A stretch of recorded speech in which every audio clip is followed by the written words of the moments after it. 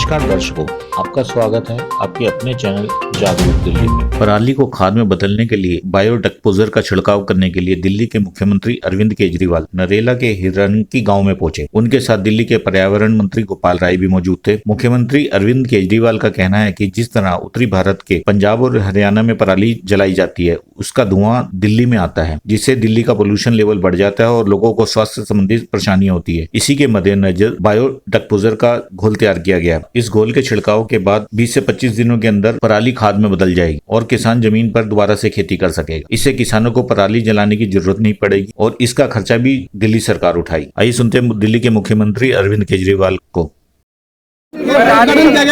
पराली जलाने की समस्या से निजात पाने के लिए जो पूसा इंस्टीट्यूट ने घोल बनाने का तरीका निकाला है, तो आज से 10 दिन पहले ये घोल बनाने की प्रक्रिया दिल्ली में शुरू हुई थी।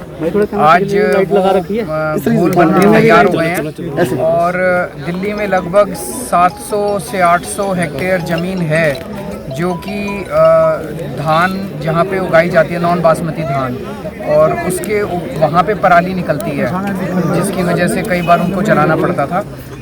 अब ये घोल यहाँ पे छिड़का जाएगा और इसका सारा इंतजाम दिल्ली सरकार ने किया है। सारा घोल दिल्ली सरकार ने बनवाया है और इसको छिड़कने के लिए ट्रैक्टर्स का इंतजाम और छिड़कने वालों का इंतजाम, सारा इंतजाम दिल्ली सरकार ने किया है। किसान को इसके लिए कोई कॉस्ट नहीं देने की ज़रूरत है। अगले कुछ दिन के अंदर ये सारे 700-750 हेक्टेयर में छिड़काव हो जाएगा और उसके बाद 20-25 दिन के अंदर ये पूरी ज़मीन जो है वो ये खाद में कन्वर्ट हो जाएगी सारी पराली, और अगली फसल बोने के लिए 20-25 दिन में ज़मीन इनकी तैयार हो जाएगी। तो मैं उम्मीद करता हूँ, जैसा पूसा इंस्टीट्यूट पिछले 4-5 साल से इस पर एक्सपेरिमेंट कर रहा है और उनका ये कहना है कि वो काफ़ी ट्रायल्स और पायलट प्रोजेक्ट्स कर चुके हैं, तो मैं उम्मीद करता हूँ कि जो पूसा इंस्टीट्यूट का क्लेम है वो सही है और इसके बाद किसानों को फ़ायदा होगा।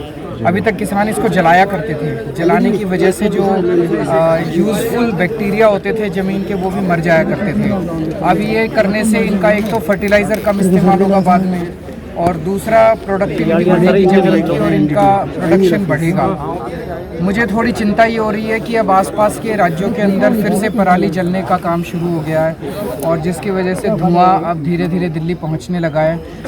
पिछले 10 महीने से दिल्ली के अंदर पोल्यूशन कंट्रोल में था, लेकिन अब फिर पोल्यूशन बढ़ने लगा है। मुझे चिंता दिल्ली के लोगों की है, मुझे चिंता पंजाब के लोगों की है, मुझे चिंता हरियाणा के लोगों की है। आप ये सोचिए कि पंजाब से जो धुआं आता है दिल्ली तक आते आते तो फिर भी थोड़ा सा कम हो जाता है, लेकिन उसके बावजूद दिल्ली में कितना धुआं आता है। जिस गांव के अंदर जो किसान, पंजाब में जिस गांव के अंदर किसान अपनी पराली जलाने के लिए मजबूर हो रहा है, वो मजबूरी में पराली जलाता है, उसे कोई जलाने में मज़ा नहीं आता, उसके तो और ज़मीन ख़राब होती है पराली जलाने से। जो किसान जलाने को मजबूर हो रहा है, उस गांव के अंदर कितना पोल्यूशन होगा ये आप सोच सकते हैं। वो तो उड़ के दिल्ली तक आता है ना।